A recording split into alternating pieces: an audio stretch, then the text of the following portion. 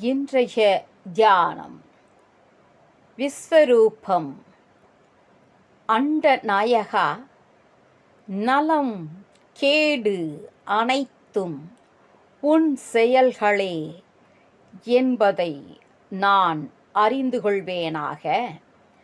அண்டத்தினுடைய நடைமுறையில் இனிமை தென்படுவது போன்று கோர காட்சிகளும் தென்படுகின்றன.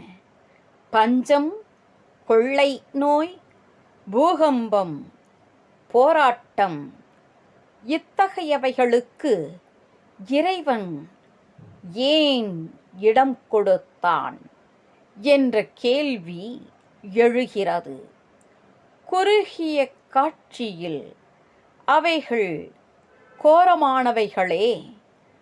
பரந்த விஸ்வரூபத்தின் கண் வைத்து பார்க்கும் இடத்து உண்மை புலப்படும்.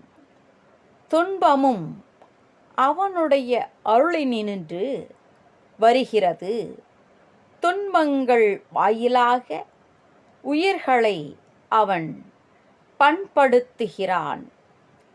ஓர் எழுத்தாலே உலகெங்கும் தானாகி, ஈரெழுத்தாலே இசைந்து அங்கு இருவராய், மூவெழுத்தாலே முளைக்கின்ற ஜோதியை, மகாவெழுத்தாலே மயக்கமே உற்றதே.